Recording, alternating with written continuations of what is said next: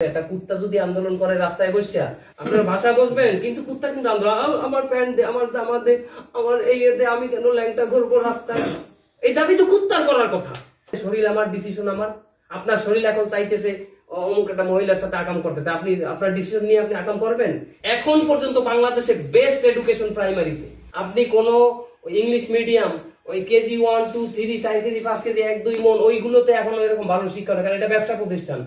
বাংলাদেশের দুর্নীতি হইতে শুরু করে চুরি ডাকাতি যত কিছু আছে, এবং আমাদের রুচিটা কেমন দেখেন, আমরা রাস্তাঘাটে যা খাই রাস্তায় ফেলি, অথচ ফেলার জন্য ডাস্টবিন আমরা রাস্তায় ফেলি। কলা খেয়ে ছোলা রাস্তায়, চুইংগাম খেয়ে ওইটা রাস্তায়, পান খেয়ে পিক রাস্তায়, সবই। তার মানে আমাদের রুচিবোধটা কতটুকু, আমরা কতটুকু সভ্য বা অসভ্য, এটার প্রমাণ কিন্তু রাস্তায় ময়লা ফেলার উপর। এইটাই যদি না সারতে পারি শুরু থেকে, রাস্তায় ময়লা ফেলা, রাস্তায় নোংরা করা, আমাদের দ্বারা সব ধরনের নোংরামি এখান থেকেই আসে। আমরা যদি সবকিছু সংস্কার করতে চাই, তাহলে আমাদের শুরু করতে হবে প্রাইমারি স্টেজ থেকে। আমাদের যে একটা জেনারেশন প্রাইমারিতে পড়ে, ওই জেনারেশন থেকেই, প্রাইমারি লেভেল থেকে, এডুকেশন থেকেই চালু করে, ওই এডুকেশনের ভিতরে ঢুকাই দিতে হবে সংস্কার। প্রাইমারি লেভেল থেকে আপনি স্টার্ট করতে হবে, বাচ্চাদের শিখাইতে হবে ময়লা ফেলা যাবে না, মানুষকে এইভাবে সহযোগিতা করতে হবে, এইভাবে চেঁচানো যাবে না, কাউকে ডিস্টার্ব করা যাবে না, দুর্নীতি করা যাবে না, মিথ্যা বলা যাবে না, চুরি করা যাবে না, গুন্ডামি করা যাবে না, বদমাইশি করা যাবে না, নেশা করা যাবে না। এইটা প্রাইমারিতে শিক্ষা হবে, বই আকারে চলে আসবে। প্রাইমারিতে যেমন আমরা ছোটবেলা, আপনি জানেন ভালো করে যে প্রাইমারিতে আপনি যে শিক্ষাটা পাইছেন ওর থেকে উত্তম শিক্ষা আপনি পান নাই। আর বুঝতে পারছেন, মানুষ কিন্তু কলেজ আসলে একটা স্বাধীনতা পেয়ে যায়, ইচ্ছা মতো ঘোরাফেরা চলাফেরা, তখন তো অ্যাডাল্ট হয়ে যায় মানুষ। তো প্রাইমারি শিক্ষা ওই যে স্যারের যে বেতানি বা স্যারের দাতানি, ওইগুলো থেকে কিন্তু আমরা শিখে আসছি। তো এই জাতি যারা একদম শুরু থেকে আসতেছে, এখন আসতেছে যারা রুট লেভেল থেকে, এবং ছোট যারা আছে, নেক্সট জেনারেশন যারা আমাদের দেশ চালাবে, ওদের প্রাইমারি লেভেল থেকে এডুকেশন চালু করতে হবে। তবে আমার একটা আলাদা মতবাদ আছে, বুড়োগুলোর সাইডে ফেলতে হবে। বুড়ো বলতে আমরা বুড়ো, এখন আপনি আমি আমরা ওই জেনারেশন পার করে আসছি, প্রাইমারি লেভেল পার করে আসছি, আমাদেরকে উপরে পৌঁছাই দিতে হবে।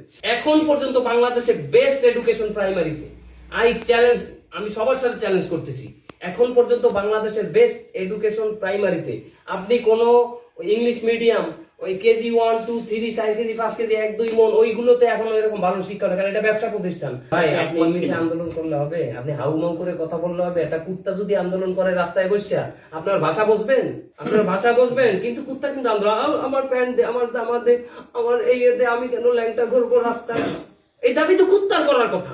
এই দাবিটা কুত্তার করার কথা ভাই। ও প্যান্ট চাবে, ও জামা চাবে, কিন্তু উল্টা তার মতো কুকুরের মতো ল্যাংটা হইয়া সব।